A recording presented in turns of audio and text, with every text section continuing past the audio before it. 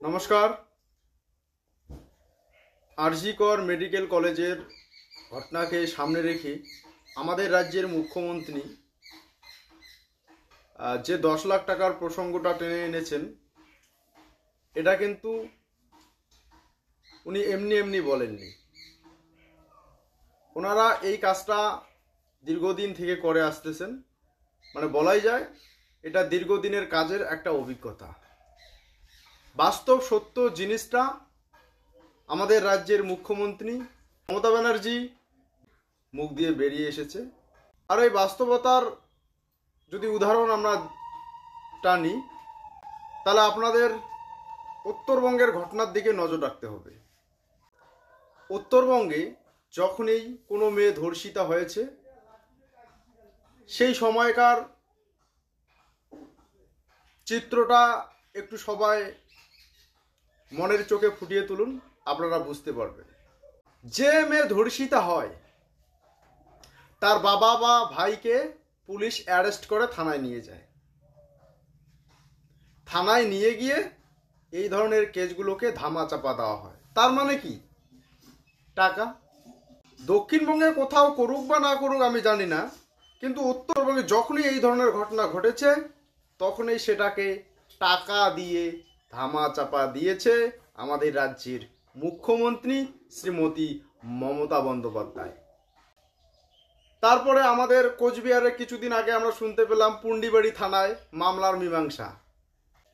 মমতা বন্দ্যোপাধ্যায় এটা ভালো করেই বুঝে গেছে যে এখানকার মানুষের কিসের অভাব, কিসের হাহাকার। টাকার অভাব, টাকার হাহাকার। টাকা দিলে সব ঠিক। উনি হয়তো ভাবছেন যে উত্তরবঙ্গে এই ধরনের তো অনেক ঘটনায় টাকা দিয়ে আমি ধামাচাপা দিয়েছি, তো এটাকেও আমি টাকা দিয়ে ধামাচাপা দেব। কিন্তু বেটি ভাবতে পারেনি যে এটা কলকাতা। আর উত্তরবঙ্গের ক্ষেত্রে উত্তরবঙ্গের যারা প্রতিষ্ঠিত নেতা, যারা আমাদের কাঁধে ভর দিয়ে পা দিয়ে প্রতিষ্ঠিত হয়েছে, তারা তো সচরাচর বলে যে নুন খাইলে গুণ গাওয়া খায়। নুন খাই যার, গুণ গাই তার, মানে টাকা যায় দেয় তার গুণ গায়। প্রতিবাদত্তি বাহার নামে যাক, অন্যায় অত্যাচার করলে থাক, টাকা টাকা দিছে বাস সব কিছু ভুলে যাও, অন্যায় অত্যাচারের কথা, ওর গুণগান গাওয়া হবে। তো উত্তরবঙ্গে এই ধরনের ঘটনা সচরাচর ঘটবেই, এটাই স্বাভাবিক, যেখানে নেতারাই এরকম। কাজে উত্তরবঙ্গের মানুষকে সচেতন হতে হবে। আরজি কর মেডিকেল কলেজের যে ঘটনা ঘটেছে সেটা নিয়ে সারা রাজ্য জুড়ে, সারা দেশ জুড়ে প্রতিবাদ হচ্ছে, কিন্তু তার থেকেও নৃশংস ঘটনা আমাদের উত্তরবঙ্গে ঘটে, তখন কিন্তু সারা রাজ্য জুড়ে প্রতিবাদ করতে আমরা দেখি না। রাজ্য তো ছাড়ো, উত্তরবঙ্গের বুদ্ধিজীবী মানুষ, প্রতিষ্ঠিত মানুষকেও আমরা রাস্তায় নামতে দেখি না। কাজেই আমাদের সচেতন হতে হবে। কাউকে কোলা, কাউকে পিঠি, এটার বিরুদ্ধে আমাদের রুখে দাঁড়াতে হবে।